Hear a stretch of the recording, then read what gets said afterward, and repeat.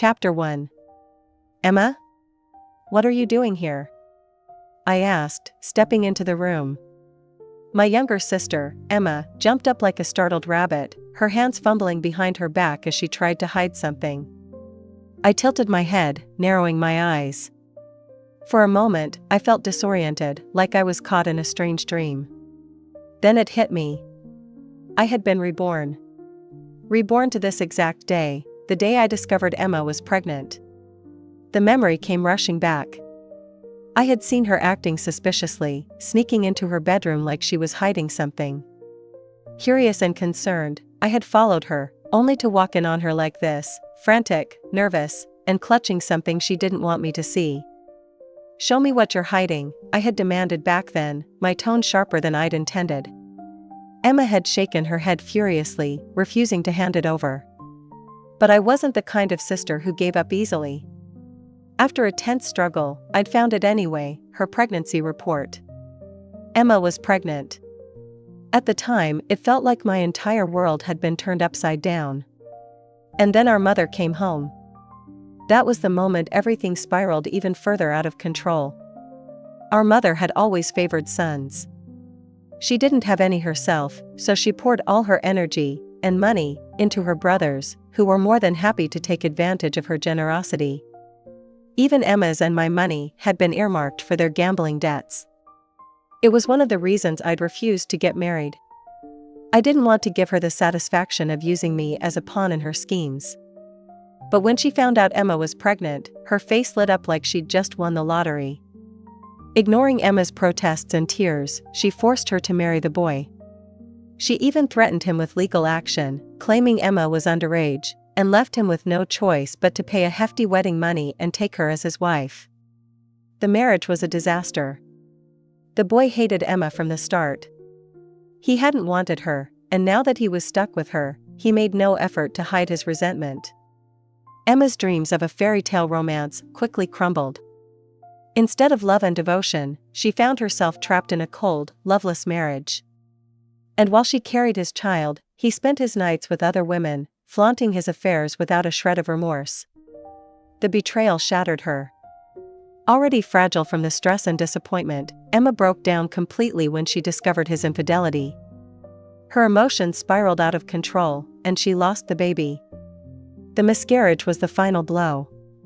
With the child gone, Emma's dream of a perfect life was reduced to ashes. She was left with nothing but anger, regret, and bitterness. And she turned it all on me. "This is your fault," she had screamed at me, her face twisted with fury. "If it weren't for you, I'd still have my perfect love, my perfect family. Why did you have to ruin everything?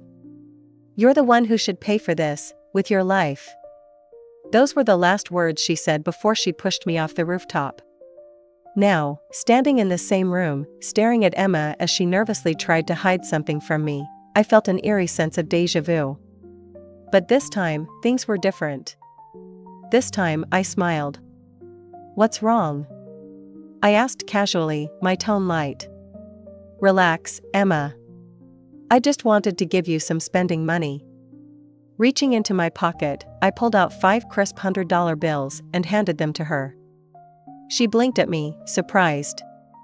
It wasn't just spending money. It was my way of giving her a head start, fuel for her runaway fantasy, if that's what she wanted. Because this time I wasn't going to stop her. This time, I'd let her chase her dreams, no matter how misguided they were. I smiled at her again, my voice calm and sweet. "Go ahead, Emma. Live your best life. And don't worry, I'll be right here, watching it all unfold." After all, I was the perfect sister, wasn't I? And this time, I'd make sure her story ended the way it was supposed to. Chapter 2. Emma was gone. She didn't wait for Mom to come home that evening. Instead, she left in a rush, slipping out of the house like a shadow. She didn't trust me, of course. She probably thought my earlier kindness was just a trick. Mom didn't care much for either of us, so it had always fallen to me to raise Emma, to discipline her, to protect her. And because of that, Emma feared me more than anyone else. To give her a clean getaway, I made myself scarce that evening, going out for dinner with some friends. When I got back, Mom was waiting for me in the living room. She glanced up from her spot on the couch, and her eyes narrowed when she noticed I was alone. "Where's Emma?" she snapped. "Why are you back by yourself?" Feigning confusion, I tilted my head. "Emma? Didn't she come home already? I thought she was in her room doing homework." Mom's expression darkened. "Her room's empty." "That little brat, she's out running around again, isn't she? She's getting bolder by the day. Doesn't even bother coming home anymore? What's next, huh? Is she planning to cut ties with me completely?" She kept muttering under her breath, cursing Emma like she always did. She had no idea Emma had actually run away. But that wasn't enough for me. I put on my best panicked sister act, rushing into Emma's room and noisily rummaging around. A moment later, I came out wide-eyed and breathless. "Mom. She's gone. Emma took all her stuff with her." You don't think she ran away, do you?" That got Mom's attention. Her face twisted into something between fear and rage. She didn't care that Emma had run away. What really scared her was the idea that Emma might have been lured away by some man. To Mom, Emma wasn't her daughter, she was an asset. She'd already lost control over me, and I could see how much she hated it. But Emma? Emma was still young, still gullible, and still easy to manipulate.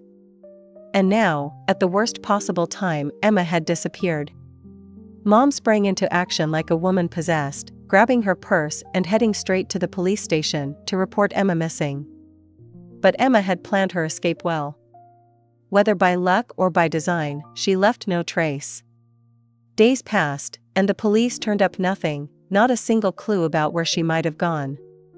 It was as if she'd vanished into thin air. Mom's frustration boiled over.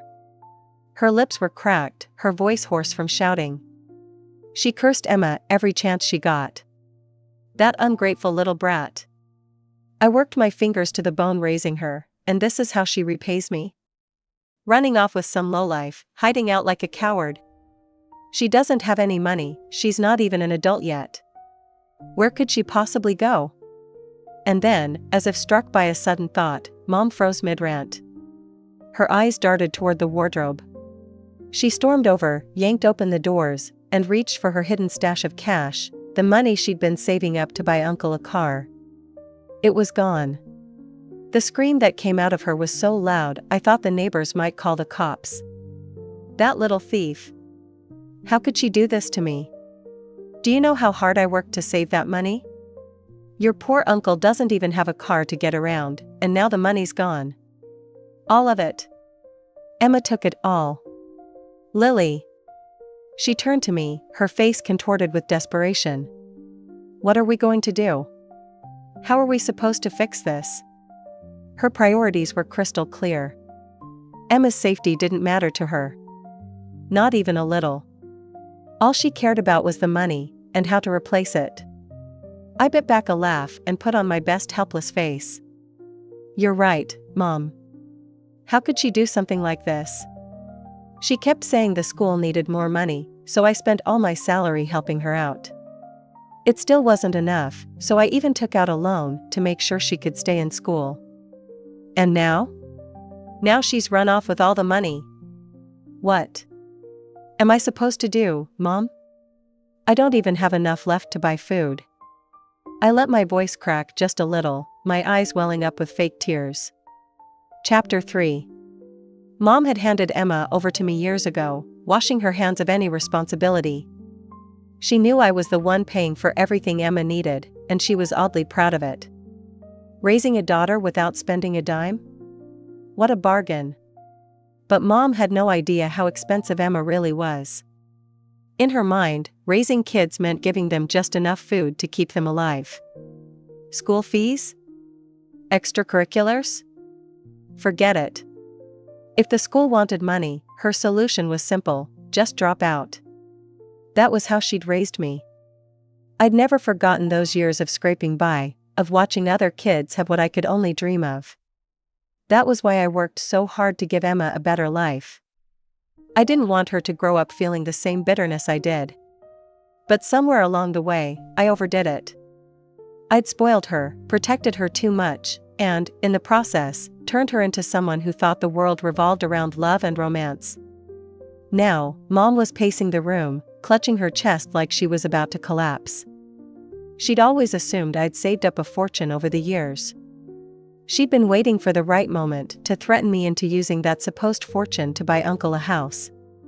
But when I told her I was broke, and worse, in debt, her face turned red with rage. In her fury, she sold off everything Emma had left behind. The clothes, the jewelry, the little luxuries I'd bought for her over the years, it was all gone. Most of it was high quality, and it fetched a good price. And for the first time in ages, Mom smiled. If she doesn't want to come home, fine. Let her stay gone. From this moment on, she doesn't exist. It's just the two of us now, Lily. We'll be just fine without her. And just like that, she started moving my things into Emma's old room. Our house wasn't big, just 2 small bedrooms. Emma and I used to share one when we were kids, but as she got older, she demanded her own space. She refused to share with me, so I moved in with Mom instead. Mom didn't care much, but if she had a favorite, it was Emma. She'd always had a soft spot for the younger one.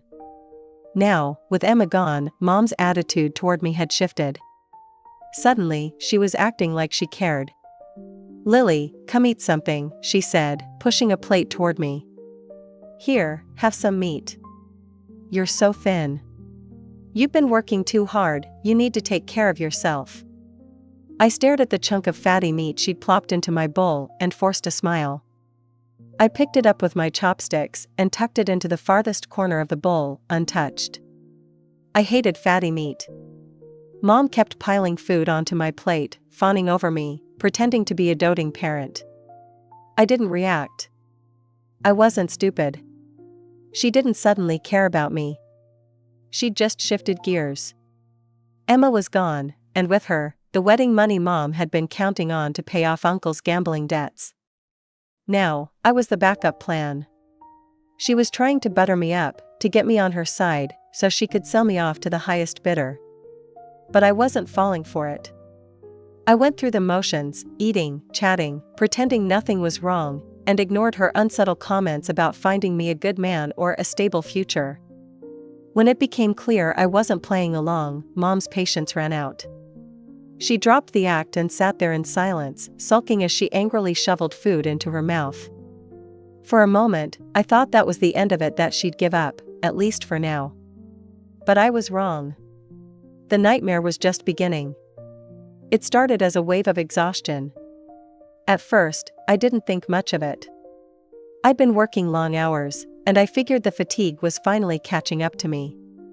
I excused myself, went to my room, and collapsed into bed. But not long after, I heard the faint sound of the doorknob turning. Click. My heart jolted. I'd locked the door before lying down for safety. If it was Mom, why wouldn't she just knock? Why would she try to unlock the door in the middle of the night? A chill ran through me, and I tried to sit up, but I couldn't. My body felt heavy, my head foggy. It was like I was sinking into quicksand. My limbs refused to move, no matter how hard I tried. That's when it hit me. The food. Mom had drugged me. Chapter 4. Rage and despair simmered inside me. How could I have been so careless? The thrill of my rebirth had blinded me to the truth I already knew too well. My mother was as heartless. Did I really think she'd care about me now? Thankfully, I'd had the presence of mind to grab my phone before locking myself in the room. My fingers fumbled, but I managed to call the police. The sound of my voice must have tipped them off. The person outside, who had been quietly working on the lock, suddenly gave up on subtlety.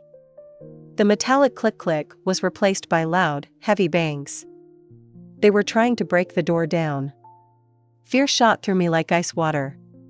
My head was spinning, my body sluggish and heavy from whatever drug Mom had slipped into my food.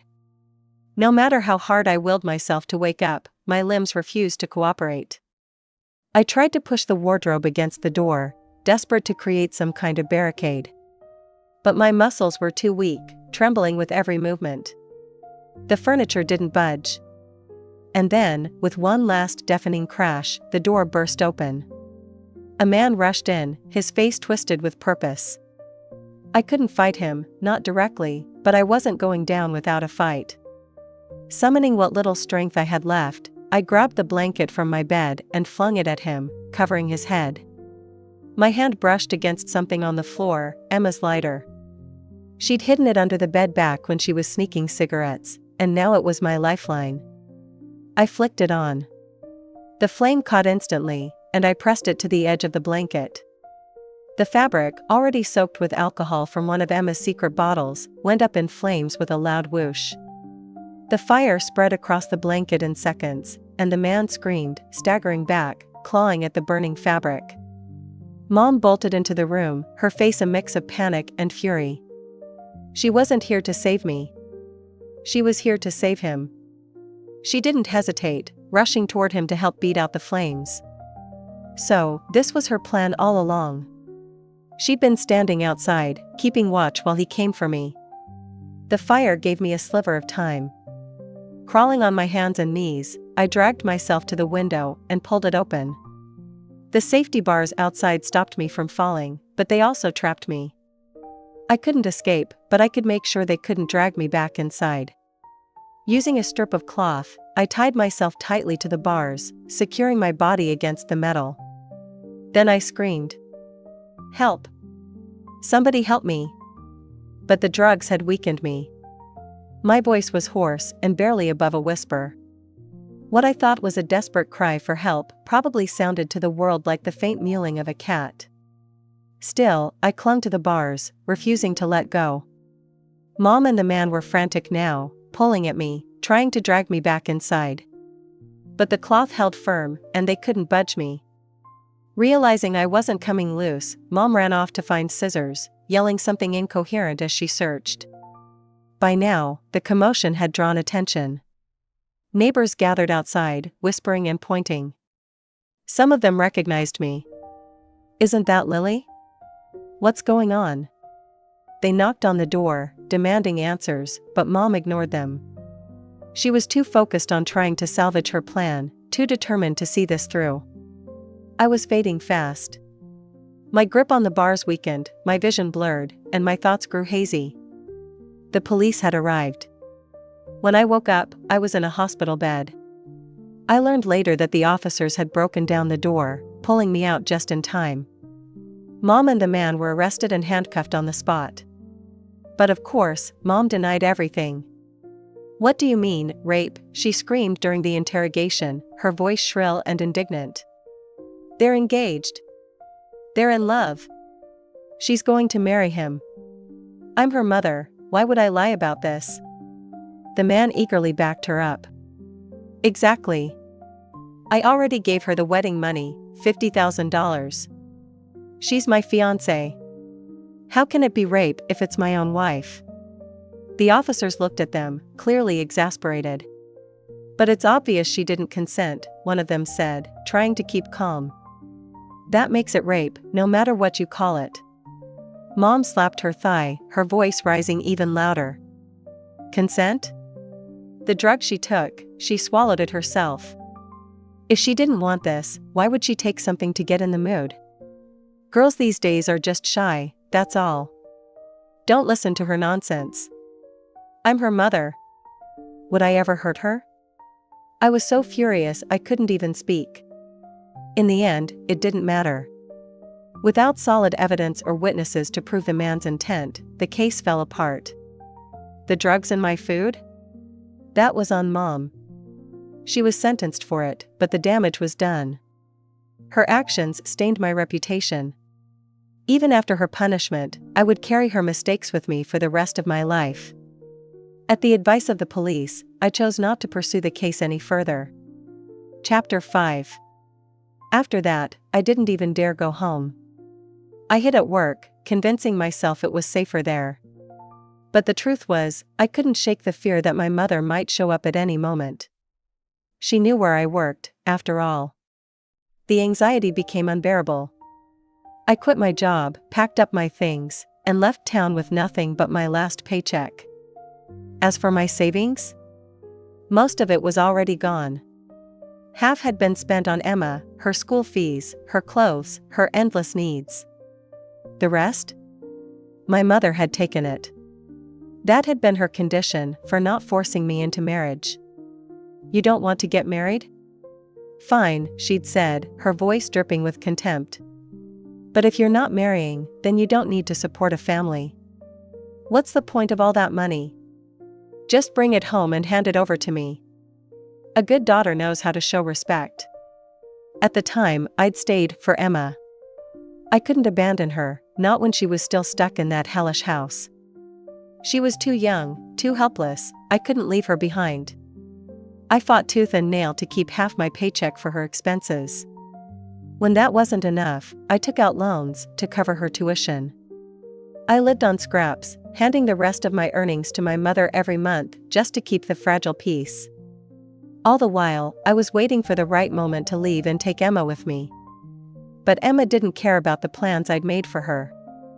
Now that she was gone, I was finally free. With no one to hold me back, I could leave that miserable little town behind and chase something bigger, something better. My skills could take me to a big city, where opportunities were endless. This time, I left without hesitation. No goodbyes, no trail for my mother to follow. And because I was an adult, there was nothing she could do. She couldn't report me missing, couldn't send the police after me the way she had for Emma. For once, she was completely powerless. But she still had one problem, the dowry. She'd already taken the money from the groom's family, and now she needed a daughter to deliver on that promise. If I wasn't available, she'd just go after Emma instead. My mother searched everywhere for her, turning over every stone. With the police's help, she eventually found her. Emma's situation was worse than I could have imagined. She'd been kidnapped. At first, she'd simply been running, pregnant and desperate to stay hidden from our mother.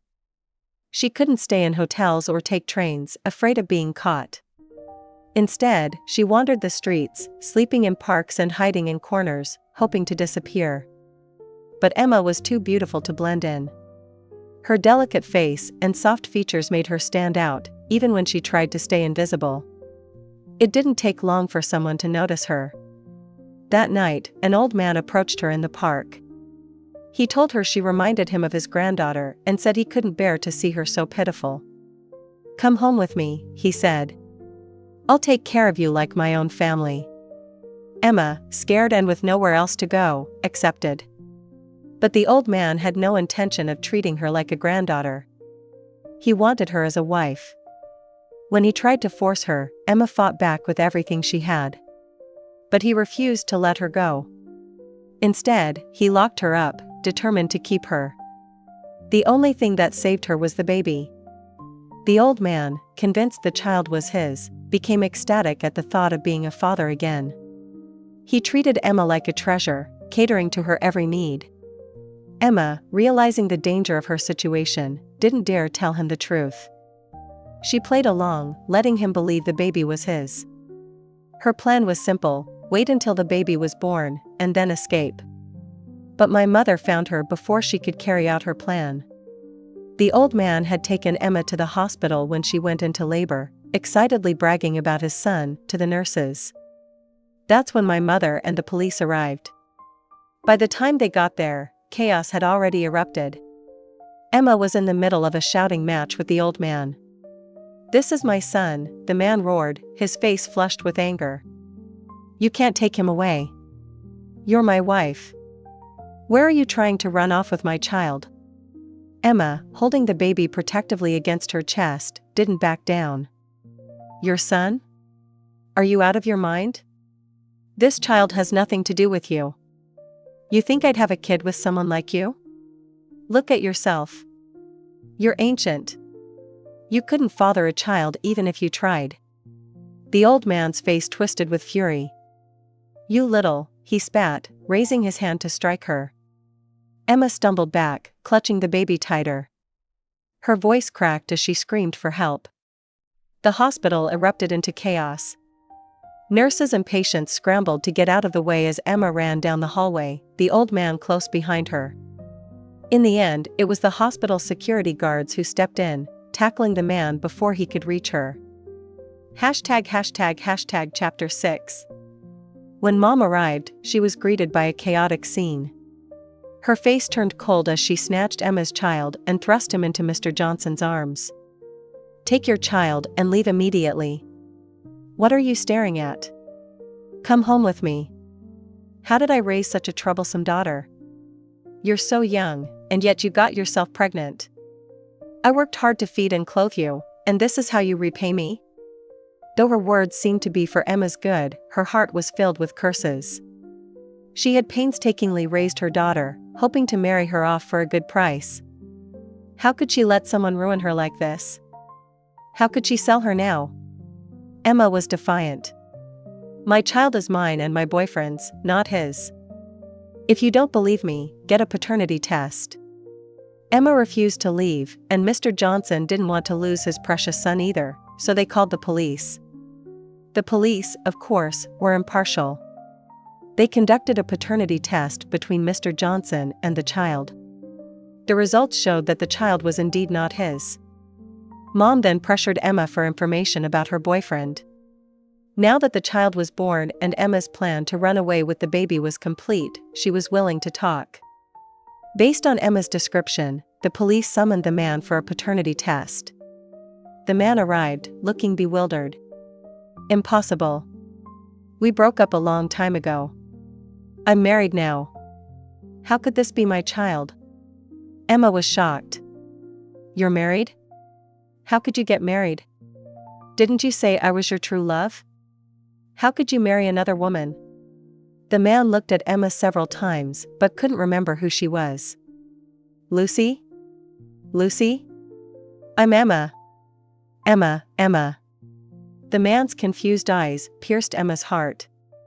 Emma lunged at the man, hitting him. "You said you loved me the most. You said you would marry me.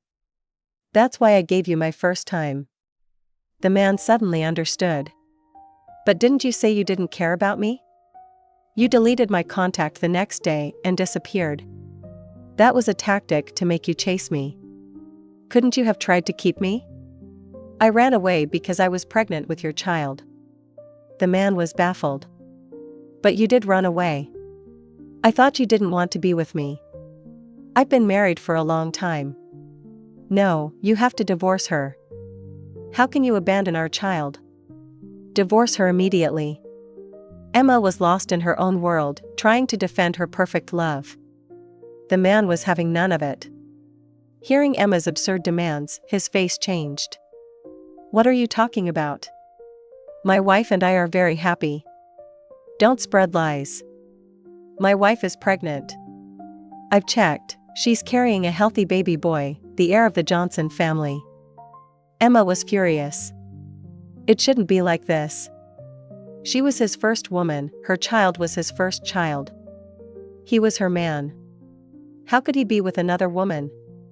"I gave birth to your firstborn. This is your first son. You said you loved me, that's why I had him." The man didn't believe her. "You say he's mine, but who knows whose child he really is? We haven't seen each other in ages. And if he was really mine, why didn't you tell me back then? You ran away with the child because you felt guilty." Chapter 7. Emma couldn't say that she got the idea from a novel. She was speechless.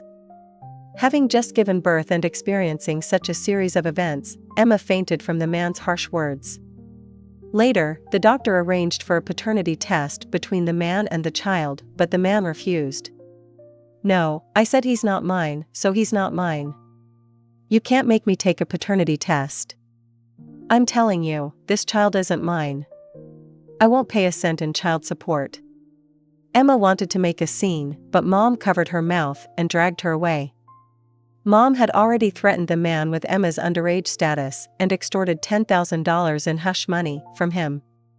The man, having spent all his savings to marry his wife, didn't want these messy affairs to disturb his pregnant wife. He agreed immediately, gave Mom $10,000, and left without looking back.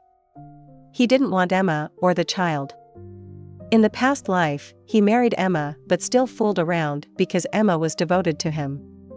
He knew that no matter how much he messed around, Emma wouldn't leave him.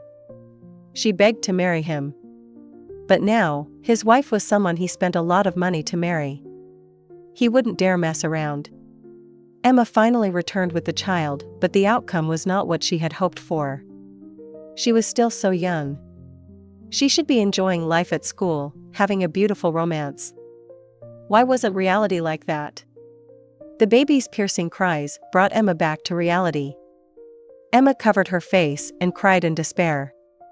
"Mom, take this child away. Take him away. I don't want to see him." Emma's sharp cries pierced the room.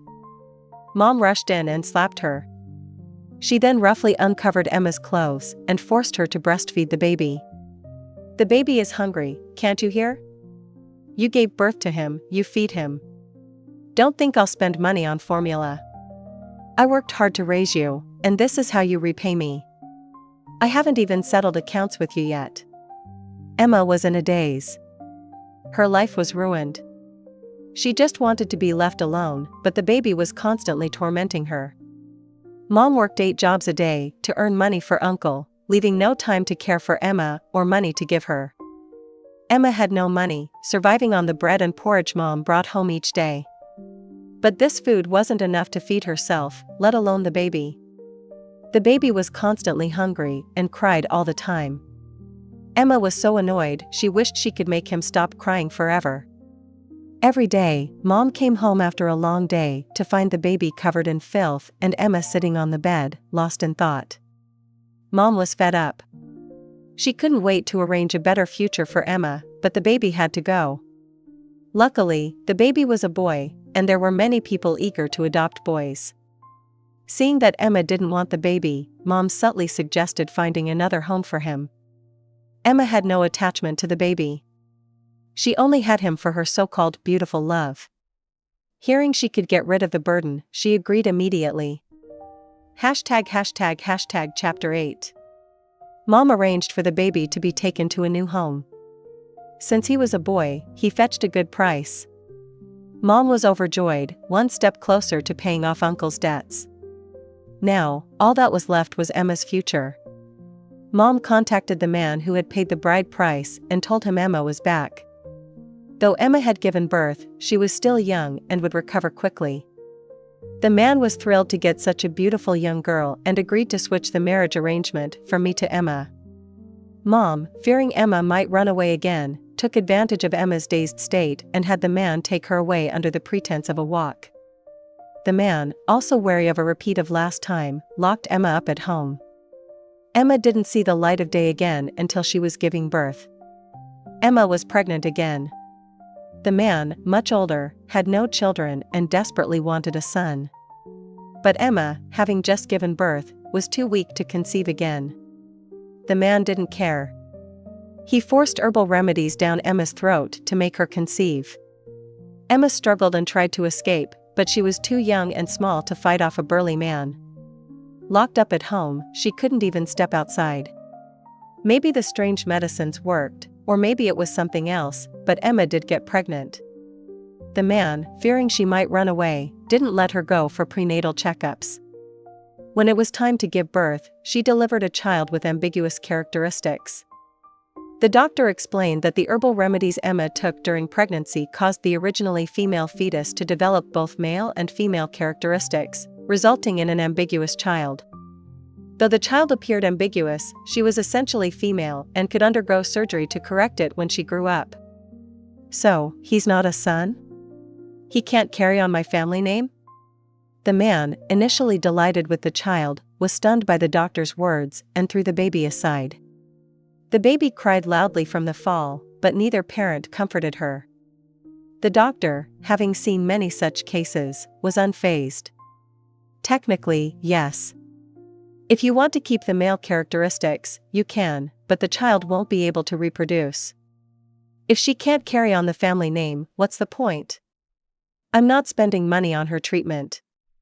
The man, furious, dragged Emma off the bed and tried to take her away, ignoring the baby left in the hospital room. Emma, weak from childbirth, screamed in pain as she was dragged across the floor. "Help! He's a human trafficker. I was forced to have this baby. Help me!" Emma had had enough of this miserable life. She was young, not stupid. She didn't want to spend her life with this violent man. Mom took the money, and she suffered. She wasn't going to put up with it. The medical staff, initially reluctant to intervene in a family dispute, called the police, fearing something serious. The man, red with anger, shouted, "I paid the bride price. She had my child. Now you want to run? Dream on. I'll beat you to death." Chapter 9. The man beat Emma mercilessly, and the medical staff couldn't hold him back. By the time the police arrived, Emma was writhing on the floor. Since Emma was underage and not legally married to the man, the police quickly rescued her. The man, unable to take Emma, demanded the bride price back. The police arrested him for assault and other charges.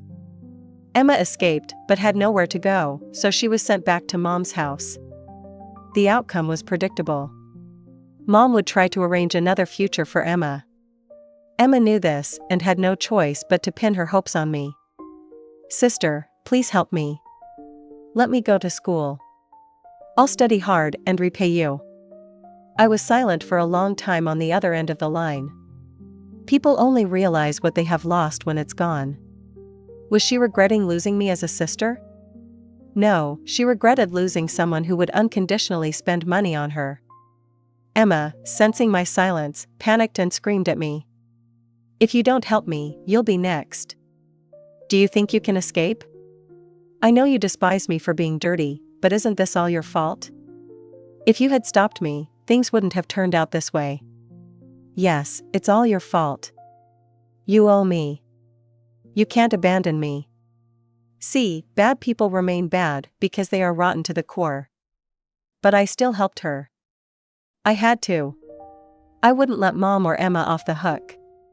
I gently comforted Emma and expressed sympathy for her plight. "Sigh, it's not that I don't want to help you, but I'm powerless. I feel for you. How could Mom be so heartless? She sold your first child, and who knows if this one will survive. That's illegal. I'm too scared to go back." "Yes, illegal, illegal." Emma seemed to grasp something. The next time I heard about Mom, she had been arrested for illegal activities. Mom was furious, not expecting her own child to betray her. Terrified, she begged Uncle to use the money she gave him to pull some strings and save her. After all, she had given him all the money from her activities, a total of $70,000. Uncle refused, saying not a penny was left. Mom owed him the money as her brother. Once given, it was his.